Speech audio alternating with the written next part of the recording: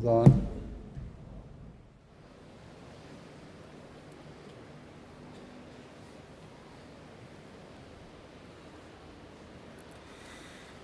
الله أكبر الله أكبر.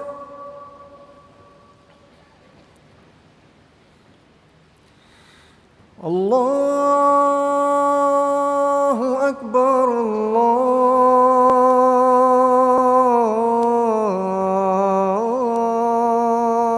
الله أكبر.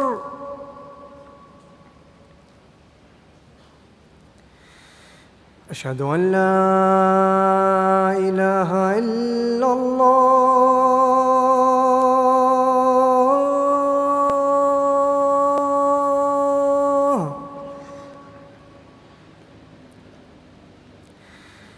أشهد أن لا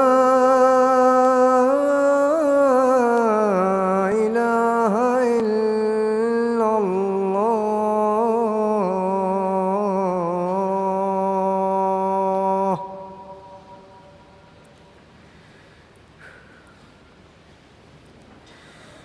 أشهد أن محمدًا رسول الله.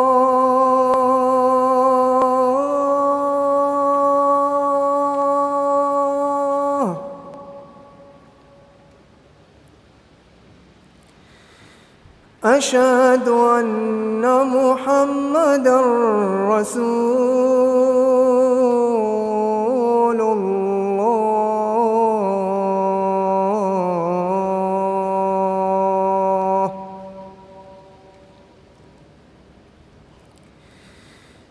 حي على الصلاة.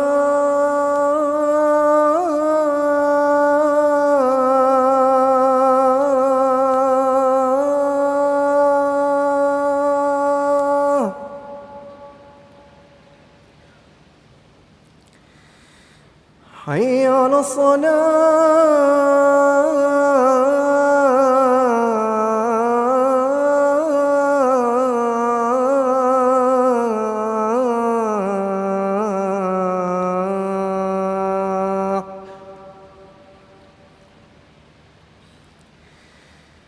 حي على الفلاح.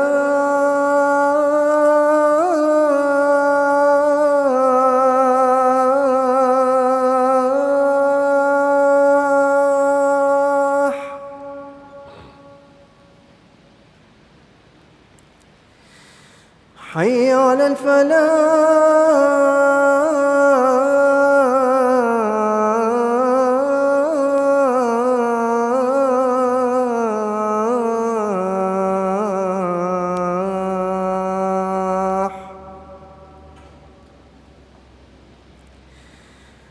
الله أكبر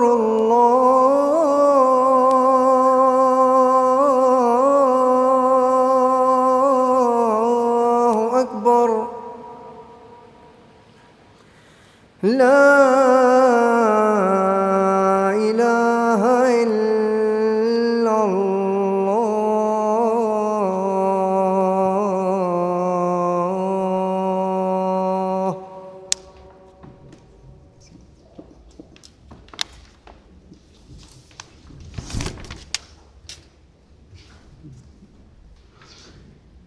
السلام عليكم ورحمة الله.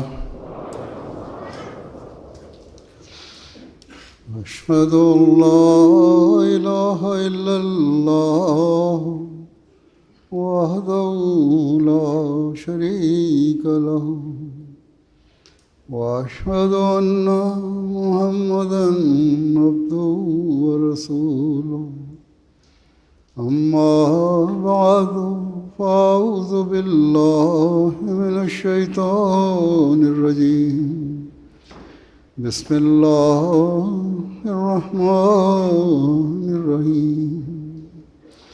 الحمد لله رب العالمين الرحمن الرحيم مالك يوم الدين. إياك نعبد وإياك نستعين اهدنا الصراط المستقيم صراط الذين أنعمت عليهم غير المغضوب عليهم ولا الضالين.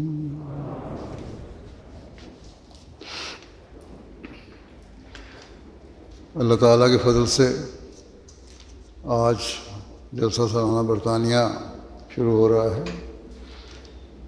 ملک کے کونے کونے اور دنیا کے مختلف ممالک سے مہمان اس میں شامل ہونے کے لیے آ رہے ہیں یا آئے ہیں. یہ سب حضرت مسیح موعود علیہ الصلوۃ والسلام کے مہمان ہیں جو خاص دینی مقصد کے لیے یہاں آ رہے ہیں. بس ان مہمانوں کی مہمان نوازی بھی خاص اعزاز رکھتی ہے. اللہ تعالیٰ کے فضل سے دنیا کے ہر ملک میں جہاں جلسہ سالانہ ہوتے ہیں وہاں کے بچے، جوان، مرد اور عورتیں اس بات کا ادراک رکھتے ہیں کہ ہم نے جلسے کے مہمانوں کی خدمت کرنی ہے، اور اس کے لیے سب اپنے آپ کو والنٹیئر کے طور پر، رضاکار کے طور پر پیش کرتے ہیں. قطع نظر اس کے کہ اب دنیا والوں کی ترجیحات بدل گئی ہیں. مخلصین جماعت اپنے آپ کو حضرت مسیح موعود علیہ السلام کے مہمانوں کی خدمت کے لیے پیش کر رہے ہیں، اور جیسا کہ میں نے کہا بچوں سے لے کر بوڑھوں تک اور مختلف دنیاوی کاموں میں مصروف لوگ ان دنوں میں اپنے کاموں سے رخصت لے کر اپنے آپ کو خدمت کے لیے پیش کرتے ہیں. یہ وہ لوگ ہیں جو اس بات کا ادراک رکھتے ہیں کہ اللہ تعالیٰ نے مہمانوں کی خدمت اور عزت اور تکریم کا حکم دیا ہے. حضرت صلی اللہ علیہ وسلم نے اپنے عمل اور قول سے اس بات کی تلقین فرمائی ہے. حضرت مسیح موعود علیہ الصلوۃ والسلام نے اس طرح بار بار توجہ دلائی. اللہ تعالیٰ فرماتا ہے کہ مسافروں کو ان کا حق دو. اسی طرح حضرت ابراہیم علیہ الصلوۃ والسلام کی مثال قرآن شریف میں درج ہے کہ جب مہمان آپ کے پاس آئے تو آپ نے مہمانوں کو دیکھ کر یہ نہیں پوچھا کہ کھانا کھاؤ گے یا نہیں کھاؤ گے، بلکہ فوری طور پر ایک بچڑا ذبح کیا اور اسے بھون کر پھر مہمانوں کے آگے پیش کیا. اسی طرح ایک حدیث میں آتا ہے کہ حضرت صلی اللہ علیہ وسلم نے فرمایا کہ اللہ اور یوم آخرت پر ایمان لانے والے مہمان کا جائز حق ادا کرتے ہیں یا ادا کریں. عرض کیا گیا کہ جائز حق کیا ہے؟ آپ صلی اللہ علیہ وسلم نے فرمایا کہ ایک دن اور رات کی مہمان نوازی ہے، اور دوسری جگہ یہ بھی روایت ملتی ہے کہ 3 دن تک اس کی مہمان نوازی کرو. یہ تو خاص مہمانوں کے لیے ہے. عام طور پہ جو لوگوں گھروں میں آتے ہیں بعض دنوں کے لیے آتے ہیں. عمومی طور پر جب کوئی مہمان آئے تو اس کی مہمان نوازی کرنی چاہیے. یہی مسلمانوں کو حکم ہے. اور آج کل جلسے کے دنوں میں جو مہمان آ رہے ہیں یہ دور دراز کے سفر کر کے آ رہے ہیں، دوسرے ملکوں سے آ رہے ہیں. یہ تو 3 دن سے زیادہ بھی ٹھہریں گے. جماعتی انتظام کے تحت یہ جتنے دن بھی ٹھہرے ہیں 3 سے 4 ہفتے تک یا 2 سے 3 ہفتے تک جماعت ان کی مہمان نوازی کرتی ہے. اور اس کے لیے اللہ تعالیٰ کا یہ بڑا احسان ہے کہ جماعت کے پاس ان کی مہمان نوازی کرنے کے لیے اتنی بڑی تعداد میں کارکن مہیا ہیں جو پیٹ کارکن نہیں ہیں. 3 سے 4 ہفتوں تک رضاکار اپنے آپ کو اس مقصد کے لیے پیش کرتے ہیں۔ بلکہ مہمان نوازی کا یہاں UK میں اتنا بڑا وسیع انتظام ہو گیا ہے کہ سارا سال ہی حضرت مسیح موعود علیہ السلام کا لنگر چلتا ہے، اور اس لنگر میں خدمت کے لیے بہت سے لوگ جن کے اپنے کاروبار ہیں، بعضوں کے اپنے ریسٹورنٹ ہیں، بعضوں کی کیٹرنگ کے کاروبار ہیں، وہ سب لوگ سارا سال ہی مہمانوں کی خدمت کے لیے کچھ نہ کچھ وقت پیش کرتے ہیں۔ اور یہ خصوصیت اب برطانیہ کی جماعت کو اس لیے بھی حاصل ہے کیونکہ یہاں خلافت موجود ہے، اور خلیفہ خود کی موجودگی اس کی وجہ سے لوگوں کا یہاں آنا جانا بہت زیادہ ہے، اور اس کی وجہ سے مہمان نوازی بھی کرنی پڑتی ہے۔ عمومی مہمان نوازی تو یہاں جاری ہی ہے، اور اللہ تعالیٰ کے فضل سے جماعت کے افراد بڑی خوش اسلوبی سے یہ مہمان نوازی کر رہے ہیں۔ اللہ تعالیٰ ان سب کو جزا دے۔ کارکنوں کے علاوہ باقاعدہ والنٹیئر کے طور پر بھی لوگ بہت خدمت انجام دے رہے ہیں، جیسا کہ میں نے کہا۔ لیکن بہرحال ان دنوں میں جیسا کہ میں نے کہا یہ جلسے کے دن ہیں، ہمیں خاص طور پر مہمانوں کا خیال رکھنا چاہیے، اور جیسا کہ حضرت صلی اللہ علیہ وسلم نے فرمایا کہ اس کی یعنی مہمان کی مکمل عزت اور احترام کرو، کیونکہ یہ ضروری ہے، ہمارے ایمان کے لیے ضروری ہے۔ اللہ اور یوم آخرت پر ایمان کے لیے ضروری ہے۔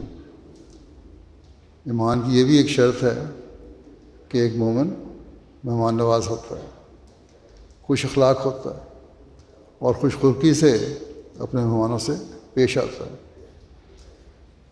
بس یہ بہت بڑا اعزاز ہے جو ان دنوں میں ہمارے ہزاروں والنٹیئرس کو مل رہا ہے، جن میں بچیاں اور عورتیں بھی شامل ہیں، لڑکے اور مرد بھی شامل ہیں، اور بڑی عمر کے بھی شامل ہیں، چھوٹی عمر کے بھی شامل ہیں۔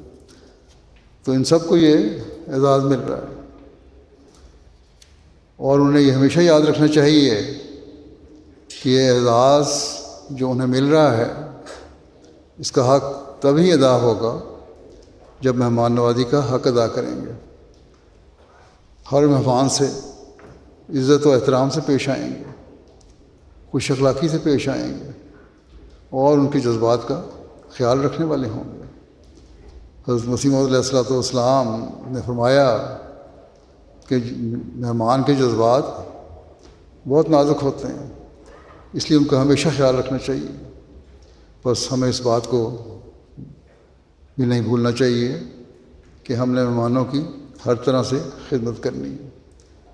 اگر ہم نے اپنے آپ کو پیش کیا ہے تو پھر اللہ تعالیٰ کی رضا حاصل کرنے کے لیے اس فرض کو ادا کرنے کی حتی المقدور کوشش بھی کرنی چاہیے، تاکہ اس خدمت کے بدلے میں اللہ تعالیٰ بھی ہم سے راضی ہو، اور جہاں تک ہو سکے ہم مسیح محمدی کے مہمانوں کی خدمت کا حق ادا کر سکیں۔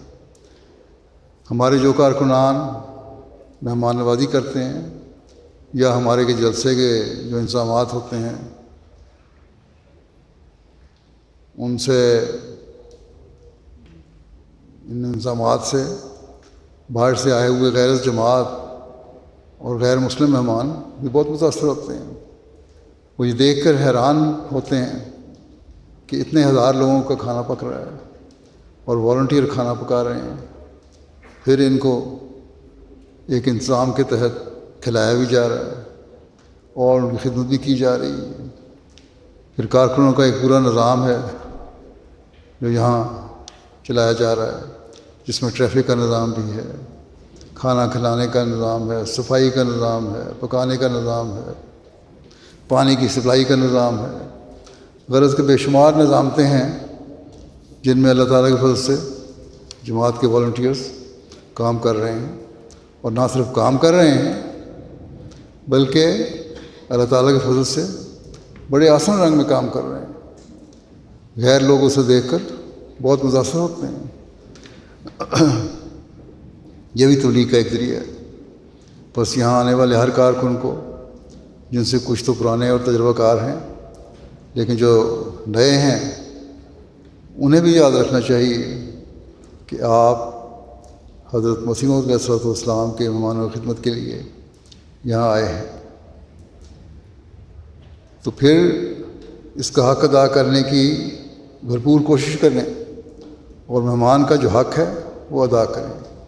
یہ آپ کے ایمان کے لیے ضروری ہے۔ حضرت اقدس مسیح موعود علیہ الصلوۃ والسلام مہمانوں کی سب تک خدمت کیا کرتے تھے یا ان کا خیال رکھوایا کرتے تھے۔ ایک روایت میں آتا ہے حضرت اقدس مسیح موعود علیہ السلام مہمانوں کی خاطر تواضع کا بہت خیال رکھتے تھے۔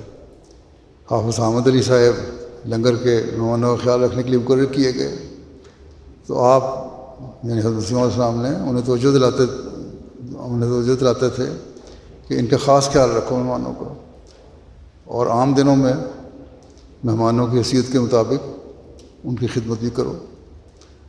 اللہ تعالیٰ کے فضل سے عام دنوں میں جماعت کے جو مہمان آتے ہیں، جہاں تک ہو سکے جماعت اپنے وسائل کے اندر رہتے ہوئے ان کی خدمت کرتی ہے، لیکن جلسے کے دنوں میں اس طرح خیال نہیں رکھا جا سکتا۔ ایک عمومی مہمان نوازی ہوتی ہے یہاں، اس لیے اس میں بھی بہت زیادہ احتیاط کی اور خیال رکھنے کی ضرورت ہے۔ ایک صحابی کہتے ہیں کہ غالباً 1902 میں جب میں ایمن آباد سے قادیان آ رہا تھا تو قادیان کے سفر کے انتظار میں بیٹھا تھا لاہور اسٹیشن میں، وہاں مجھے ایک دوست مل گئے۔ خیر ہم دونوں قادیان کے لیے ہم نے سفر شروع کیا۔ راستے میں بہت بارش ہوتی رہی، بٹالہ پہنچے، بڑے زور کی بارش ہو رہی تھی۔ بہرحال ہم نے وہاں اتر کے ٹانگا یا یکا کرائے پر لیا، قادیان کے لیے روانہ ہو گئے۔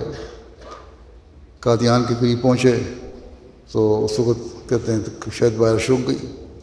بہرحال وہ کہتے ہیں کہ دارالرحمان ہم پہنچے، اور ہمارے پہنچنے پر ہم دونوں کو حضرت اقدس کے حکم سے اس کمرے میں جگہ دی گئی جو ان دنوں میں جب یہ واقعہ وہ بیان کر رہے ہیں ایک بک شاپ تھی۔ کہتے ہیں کہ بہرحال صبح ناشتے وقت ہمیں بڑا عمدہ ناشتہ کروایا گیا، کھانا بھی بڑا پرتکلف کھلایا گیا۔ حضرت مسیح موعود علیہ السلام بار بار شاہ صاحب سے یہ پوچھتے جو دوسرے مہمان تھے ساتھ ان کے کہ اگر آپ کو کوئی تکلیف ہو تو بتائیں، کوئی تکلیف ہو تو نہیں ہے۔ آپ بہت مہمانوں کا اسی طرح ان کو بھی پوچھتے تھے، تو آپ مہمانوں کا بہت حد تک اور انتہائی درجے کا احترام کیا کرتے تھے۔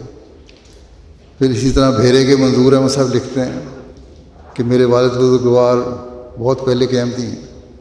1894 میں وہ اپنی والدہ کے ساتھ پہلی دفعہ حضرت خلیفہ اول سے ملنے کے لیے قادیان آئے، اور ماں والدہ کی اسی وقت بیعت بھی کر لی۔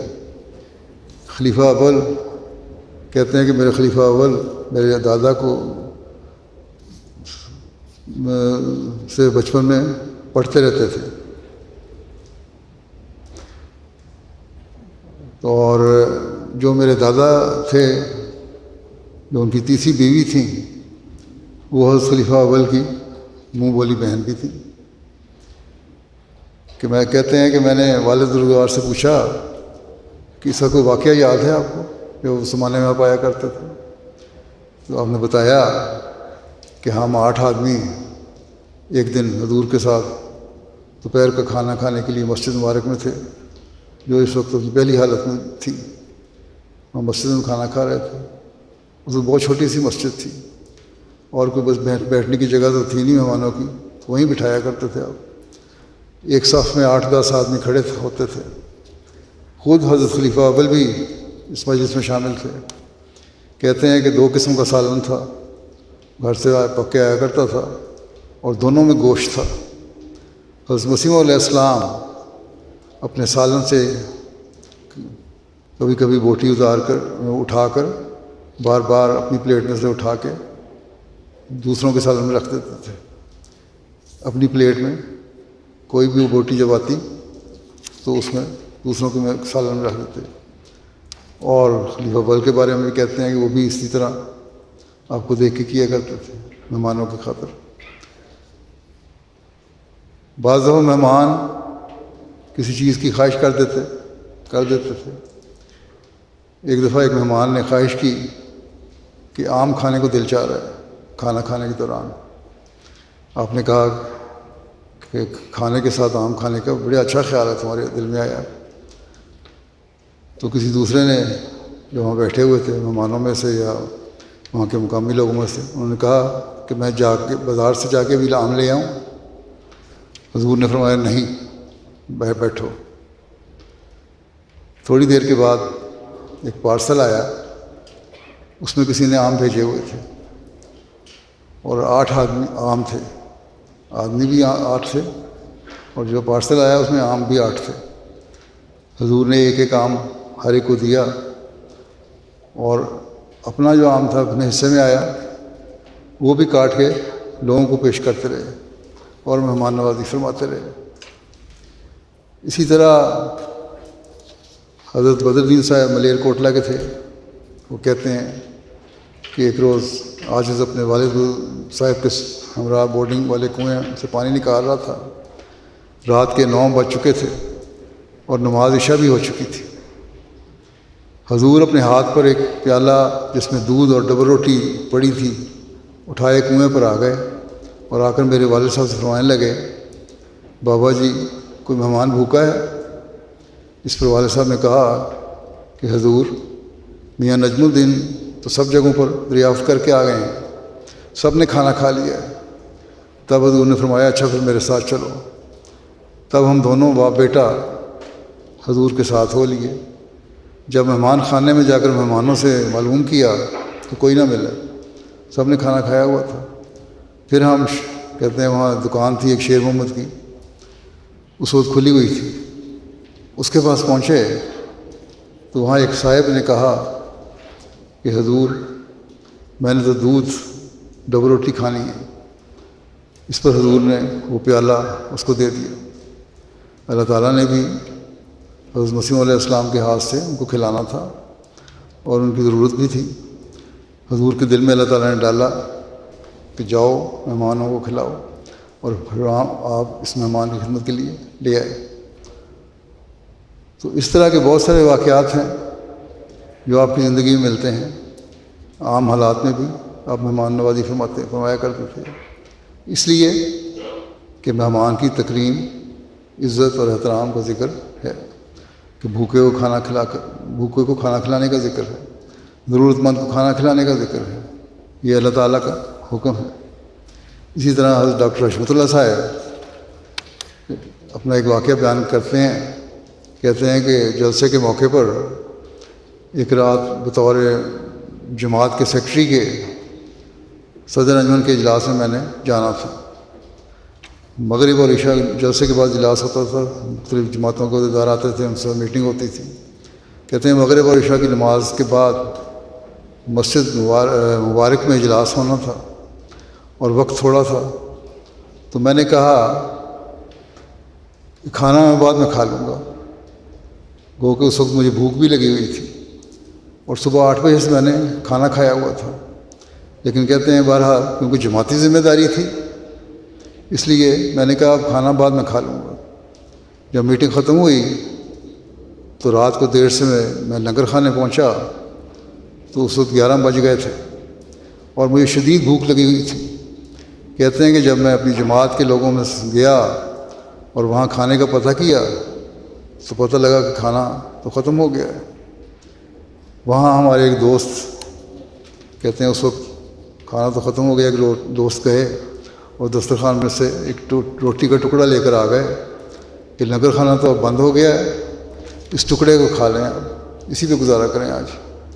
تو کہتے ہیں میں نے بھی اس ٹکڑے کو چبانا شروع کر دیا. ابھی میں نے ختم نہیں کیا تھا اس ٹکڑا کہ ہمارے کمرے کے دروازے پر ایک زبردست دستک ہوئی, زور سے کسی نے کھٹکھٹایا اور آواز کا آئی کہ کوئی مہمان بھوکا ہے، جس نے کھانا نہ کھایا ہو وہ آ جائے اور چل کر لنگر خانے میں کھانا کھا لے۔ خاکسار کے ساتھیوں نے مجھے بھی نکال باہر کیا اور لنگر میں پہنچ کر جو کچھ ملا بات شکر کھایا۔ کہتے ہیں کہ اگلے روز دن کے 10 بجے حضرت مسیح علیہ السلام کو مسجد مبارک کے چھوٹے زینے کے دروازے پر میں نے کھڑے ہوئے دیکھا اور خدام کو گلی میں حضور کی طرف رخ کیے کھڑے دیکھا۔ حضور ان سے کچھ مخاطب فرما رہے تھے۔ حضرت مولوی نور الدین صاحب بھی وہاں موجود تھے۔ حضور جوش کے ساتھ ارشاد فرما رہے تھے کہ مہمان کے کھانے وغیرہ کا انتظام اچھا ہونا چاہیے، کیونکہ رات مجھے اللہ تعالیٰ نے الہام کیا ہے کہ یا ایھا النبی اطعم الجائع والمعتر، کہ اے نبی بھوکے اور معتر لوگوں کو کھانا کھلا۔ چنانچہ مجھے معلوم ہوا کہ آدھی رات کو جو میرا جگانا تھا اس الہام کی بنا پہ تھا، جو مجھے رات کو دستک ہوئی اور کسی نے کھانا کھلایا، وہ حضرت مسیح علیہ السلام کو ہی اللہ تعالیٰ نے بتایا تھا، تبھی انہوں نے بھیجا تھا۔ تو یہ نیک لوگ تھے جن کی بھوک کی تکلیف کو اللہ تعالیٰ ہی محسوس کرتا تھا اور پھر اپنے نبی کو اطلاع دے دیتا تھا۔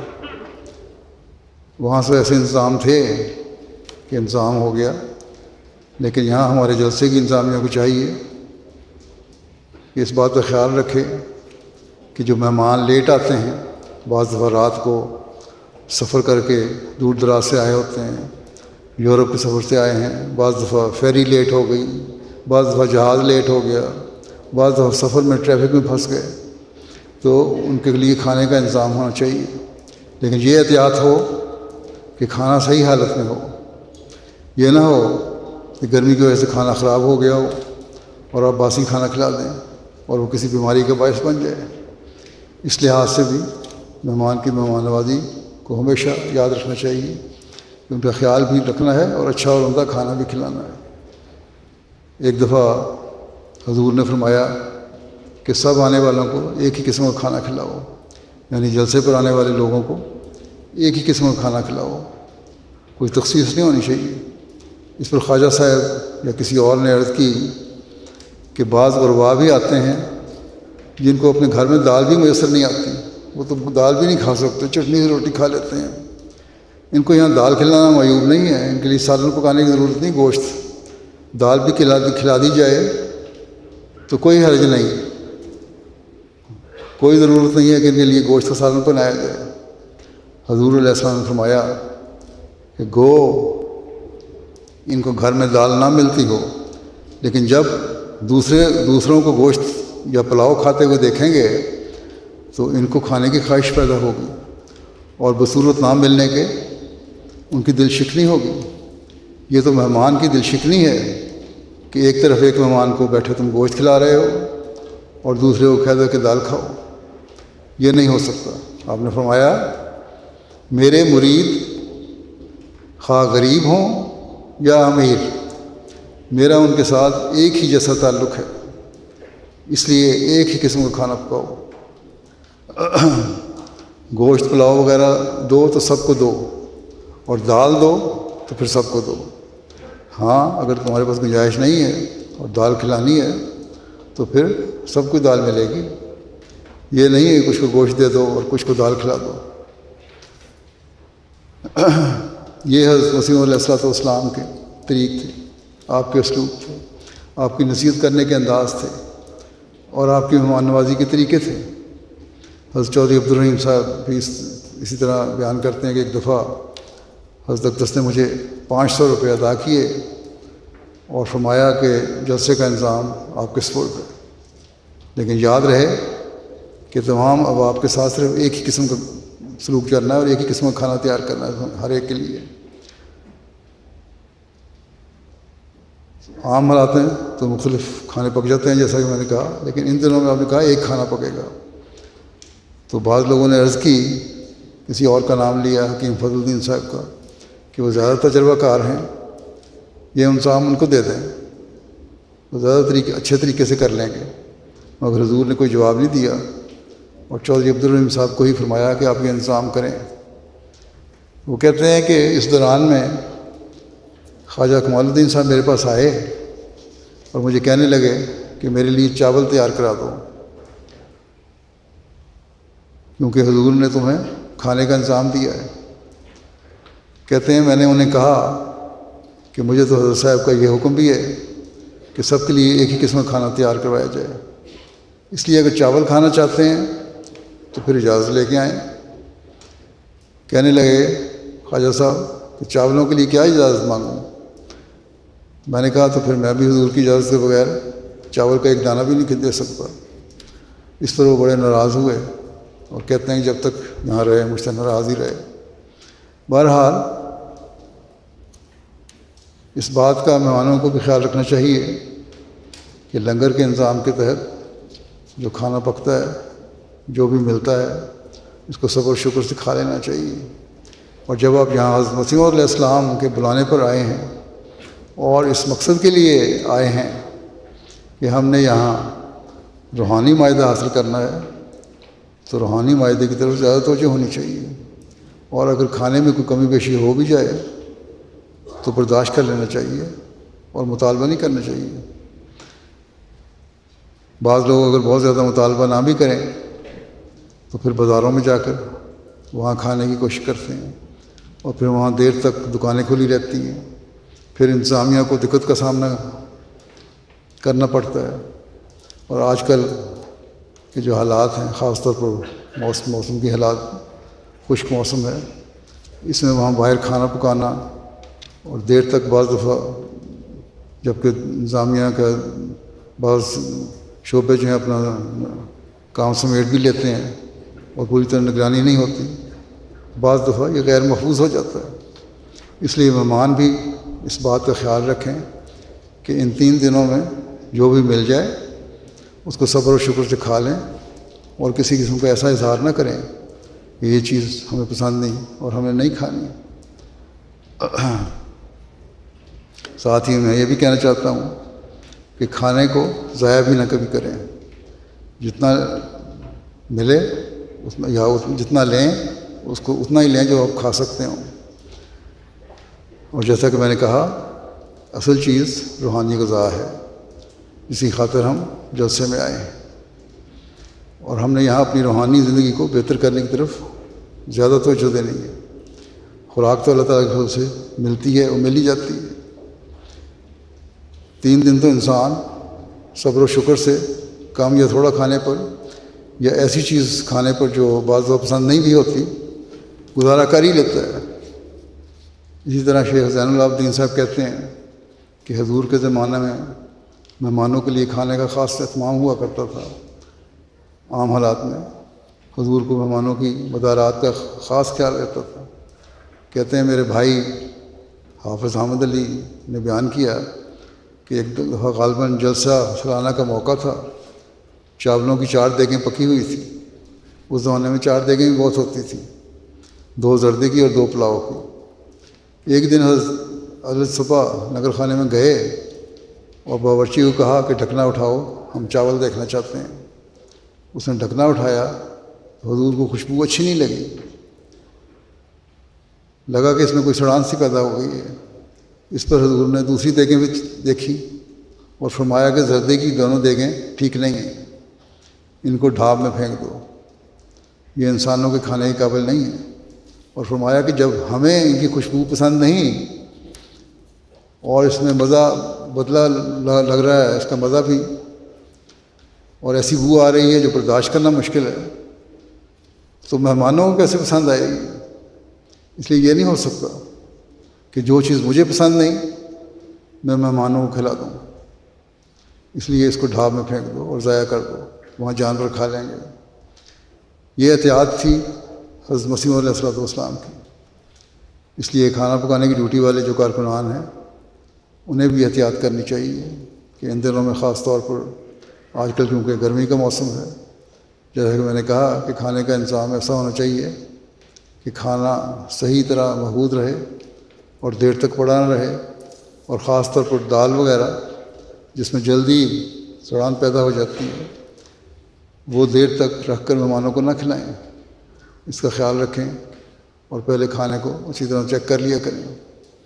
اسی طرح باقی شعبہ جات ہیں، وہاں بھی ہر شعبے کے کارکن کو کوشش کرنی چاہیے کہ حد الوسع مہمان کے آرام کا خیال رکھیں۔ غسل خانوں کی صفائی کا شعبہ ہو، ٹریفک کا شعبہ ہو، پارکنگ کا شعبہ ہو یا سیکیورٹی کا شعبہ ہو، وہاں سیکیورٹی تو ہونی چاہیے، لیکن لوگوں کے ساتھ احتیاط اور عزت و احترام سے پیش آئیں۔ سیکیورٹی والے کا یہ کام نہیں ہے کہ وہ غلط قسم کا ایسا رویہ اختیار کرے جس سے مہمان کو تکلیف ہو اور وہ سمجھے کہ مجھ سے سخت کلامی سے پیش آیا گیا۔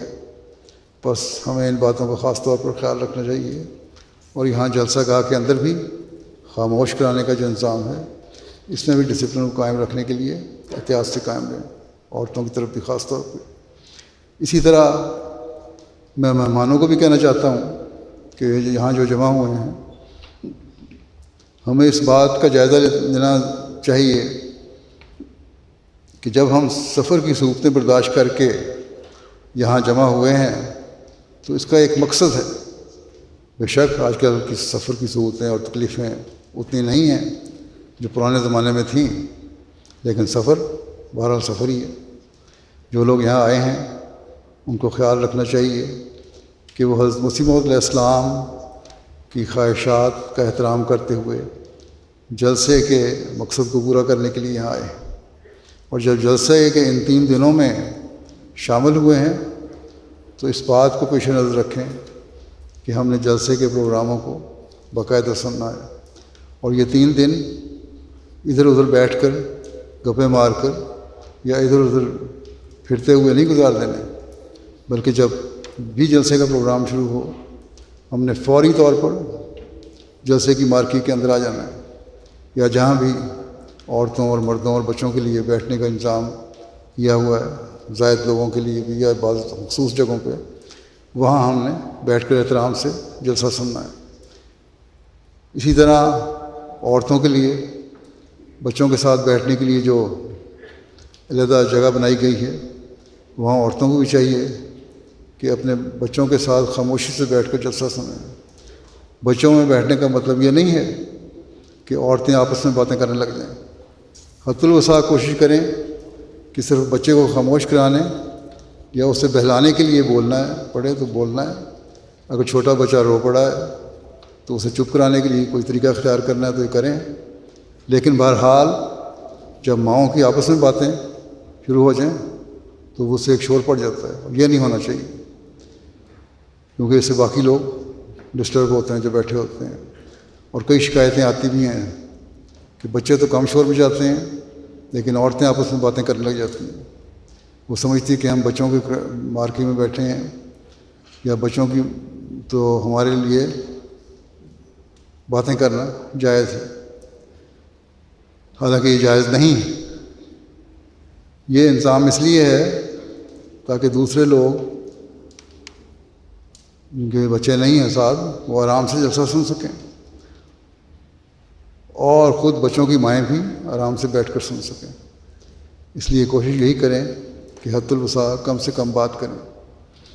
اسی طرح گو کے جلسے کے پروگرام کے دوران بازار تو بند ہوتے ہیں، لیکن پھر بھی عام وقت میں جب بازار کھلے ہوتے ہیں وہاں بھی مہمان ڈسپلن کا خیال رکھیں اور احتیاط کریں، اور کوئی ایسی بات نہ ہو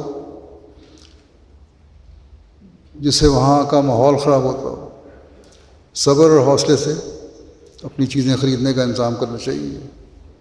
بعض دفعہ رش پڑ جاتا ہے، دکان ایک ہوتی ہے، اسٹال ایک ہوتا ہے اور اس میں دیر لگ جاتی ہے، لیکن ایسی حالت میں بھی لوگوں کو چاہیے کہ صبر اور حوصلے اور برداشت سے کام لیں، تبھی آپ جلسے کے مقصد کو پورا کرنے والے ہوں گے۔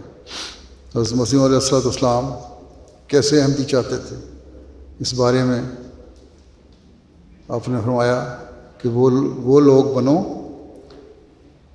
جو تقوی اختیار کرنے والے ہیں اور نیکیاں بجا لانے والے ہیں، کیونکہ بغیر تقوی کے اللہ تعالیٰ راضی نہیں ہوتا۔ بس آپ لوگ جو یہاں آئے ہیں آپ کا اصل مقصد یہی ہونا چاہیے کہ ہم نے اپنے اس مقصد کو حاصل کرنا ہے، اور تقویٰ کو حاصل کرنا ہے، اور اس کے لیے خاموشی سے بیٹھ کر جلسہ سننا ہے، مردوں نے بھی اور عورتوں نے بھی۔ اور جب یہ مقصد حاصل ہوگا تبھی آپ ان باتوں سے فائدہ اٹھا سکیں گے جو جلسے میں کہی جاتی ہیں اور جس مقصد کے لیے جلسہ منعقد کیا جاتا ہے۔ اس کے لیے ہر ایک جو یہاں آیا ہے ایک دوسرے سے محبت سے ملے، پیار سے ملے، اسلام کو رواج دیں۔ جلسے میں ہر طرف السلام علیکم کا ماحول ہونا چاہیے۔ جلسے کے پروگرام ختم ہونے کے بعد جب آپس میں ایک دوسرے کو ملتے ہیں تو محبت اور پیار سے ملیں۔ اگر کسی کی پرانی رنجشیں بھی ہیں تو ان کو دور کر دیں، اور حتی الوسع کوشش کریں کہ ہم نے کوئی ایسا فعل نہیں کرنا جس سے ماحول میں بدمزگی پیدا ہو۔ بعض لوگوں میں برداشت نہیں ہوتی، ایسے بھی یہ لوگ ہیں، یہ نہیں کہ 100% لوگ بڑے صبر اور حوصلے والے ہیں۔ بعض دفعہ لوگوں میں برداشت کے مادے بہت کم ہوتے ہیں، لیکن ان کو چاہیے کہ ان دنوں میں تقویٰ سے کام لیتے ہوئے اپنی برداشت کے مادے کو بڑھائیں، اللہ تعالیٰ کی رضا حاصل کرنے کی کوشش کریں، اور ذاتی رنجشوں کو ختم کریں، یا کم از کم ذاتی رنجشوں کو ماحول میں بدمزگی کا ذریعہ نہ بنائیں، اور انتظامیہ کو بھی مشکل میں نہ ڈالیں۔ ہمیشہ یاد رکھیں کہ جس نیک مقصد کے لیے آپ آئے ہیں اسی کو آپ نے پورا کرنا ہے۔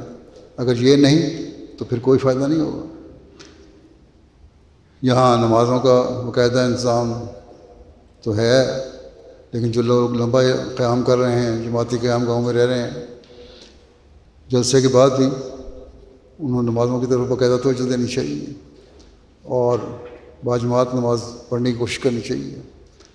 ان دنوں میں جو یہاں ٹینٹوں میں رہ رہے ہیں یا مارکیوں میں رہ رہے ہیں، ان سب کو چاہیے کہ یہاں 3 دنوں میں تہجد بھی ہوتی ہے، تہجد کے وقت جب اٹھایا جائے تو اٹھنا چاہیے، خاص توجہ دیں اس طرف۔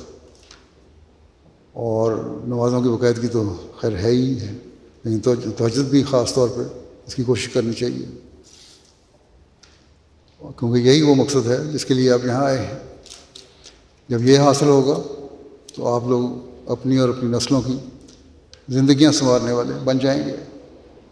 اسی طرح پارکنگ وغیرہ کی طرف بھی توجہ دلا دوں کہ پارکنگ میں بھی انتظامیہ جس طرح رہنمائی کرے اس کے مطابق کار پارکنگ کریں، اور چیکنگ کے وقت جو کارز وغیرہ کی چیکنگ ہے وہاں بھی اگر لمبا کیو لگ رہا ہے تو احتیاط، صبر اور حوصلے سے اپنی باری کا انتظار کریں اور چیکنگ کروا کر آئیں، جلد بازی سے کام نہ لیں۔ مہمانوں کو چاہیے کہ میزبان کے لیے یا انتظامیہ کے لیے کسی قسم کی دقت کا باعث نہ بنے۔ اسی طرح مہمانوں کو بھی اور ڈیوٹی والوں کو بھی ایک اور چیز کا خیال رکھنا چاہیے کہ خاص طور پر آج کل ملک کے جو حالات ہیں اور غیروں میں مسلمانوں کے خلاف بعض دفعہ جو بغض اور کینہ پایا جاتا ہے، اس کے لیے ماحول پر نظر رکھیں اور احتیاط کریں۔ کسی بھی مشکوک چیز یا شخص کو دیکھ کر فوراً انتظامیہ سے رابطہ قائم کریں، اور جلسے میں بیٹھ کر بھی ایک دوسرے پر نظر رکھیں۔ اسی طرح ان دنوں میں خاص طور پر کیونکہ موسم بڑا خشک ہے، پہلے بھی میں نے کہا تھا آگ لگنے کا بھی خطرہ ہو سکتا ہے، اس لیے جو انفرادی یا اجتماعی قیام گاہیں ہیں وہاں کسی قسم کی آگ نہ جلائیں، نہ ماچس کی تیلی جلائیں۔ اس کے لیے اگر ضرورت پڑے تو پھر انتظامیہ سے رابطہ کر کے اس جگہ پر چلے جائیں جہاں انہوں نے یہ انتظام کیا ہوا ہے کہ وہاں اگر آگ جلا لی جائے تو کوئی حرج نہیں، لیکن ہر جگہ بیٹھ کر کسی بھی قسم کی چنگاری سے پرہیز کریں اور احتیاط کریں، کیونکہ اس کی وجہ سے کوئی حادثہ بھی پیش آ سکتا ہے۔ اسی طرح کل میں نے کارکنوں بھی کہا تھا کہ پرانی کاروں والے بھی جو ہیں وہ بھی احتیاط کریں۔ بہت سارے ایسے ہیں کہ بس پرانی کاریں ہیں اور ان کے انجن گرم ہو جاتے ہیں، اگر وہ گھاس کی جگہ پہ کھڑے ہوں تو وہاں آگ لگنے کا خطرہ ہوتا ہے۔ اسی طرح بعض دفعہ تیل ٹپک رہا ہوتا ہے بعض کاروں میں سے، پرانی کاروں میں سے، تو ان کو بھی احتیاط کرنی چاہیے۔ اور پارکنگ کے وقت بتا دینا چاہیے انتظامیہ کو بھی کہ میری کار کا یہ نقص ہے، کسی ایسی جگہ کھڑا کرو جہاں محفوظ رہے۔ صفائی کا بھی خیال رکھیں. جہاں انتظامیہ کوشش کرتی ہے کہ ٹوائلٹس وغیرہ کی صفائی کرے، وہاں خود بھی جب غسل خانوں کو استعمال کریں تو اس کی صفائی کر کے آیا کریں، نہ یہ کہ پانی فرش پر بہہ رہا ہے اور گند پڑا ہوا ہے. مہمان کو بھی کوشش کرنی چاہیے کہ حدیث کے مطابق صفائی پر خاص توجہ دیں، کیونکہ صفائی بھی ایمان کا ایک حصہ ہے، اور یہی تو یہاں تو ہم آئے ہی ایمان بڑھانے کے لیے ہیں. اس لیے صفائی کے پہلو کو بھی نظر انداز نہیں کرنا چاہیے. ہر ایک کو ان دنوں میں اپنے آپ کو کارکن سمجھ لینا چاہیے اور صفائی کی طرف خاص توجہ دینی چاہیے تاکہ ماحول بھی صاف رہے. اپنے ایمان کے معیاروں کو اونچا کرنے کی طرف توجہ دیں. ان دنوں میں ذکر الہی پر زیادہ زور دیں. فارغ وقت میں جہاں بیٹھے ہیں درود شریف، دعاؤں اور استغفار کی طرف زیادہ توجہ دیں. فضول باتیں کرنے کے بجائے ذکر الہی یا دینی گفتگو کریں. اس طرح ان دنوں میں بعض نمائشیں بھی لگی ہوئی ہیں، ان کو دیکھنے کے لیے جانا بھی چاہیے آپ لوگوں کو، اور شوق اور غور سے دیکھیں. یہ آپ کے لیے فائدہ مند بھی ہوگا، علمی لحاظ سے بھی فائدہ مند ہے اور دینی لحاظ سے بھی فائدہ مند ہے. بس اگر یہ چیزیں ہوں گی تو انشاءاللہ تعالیٰ آپ جلسے سے بھرپور فائدہ اٹھانے والے ہوں گے. اللہ کرے کہ آپ سب لوگ اس جلسے میں ہر لحاظ سے، دینی اور روحانی لحاظ سے فائدہ اٹھانے والے ہوں، علمی لحاظ سے فائدہ اٹھانے والے ہوں، اور جلسے کی جو برکات ہیں وہ ہمیشہ آپ کی زندگی کا حصہ بنی رہیں اور آئندہ نسلوں کے لیے بھی زندگی کا حصہ بنی رہیں. آپ حضرت مسیح موعود علیہ الصلوۃ والسلام کی بعثت کا جو مقصد ہے اسے پورا کرنے والے بھی ہوں. انشاءاللہ شام کو جلسے کا باقاعدہ افتتاح ہوگا اور اسے بھی آپ غور سے، اس تقریر کو بھی اور باقی جو مقررین ہیں ان کی تقریروں کو بھی غور سے سنیں اور اس پر عمل کرنے کی کوشش کریں. اللہ تعالیٰ سب کو اس کی توفیق عطا فرمائے.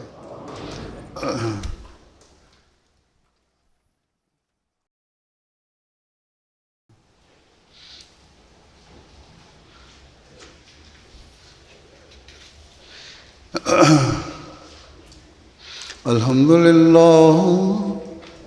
لله نحمده ونستعينه ونستغفره ونؤمن به ونتوكل عليه ونعوذ بالله من شرور أنفسنا ومن سيئات أعمالنا. من يهده الله فلا مضل له ومن يضلل فلا هادي له.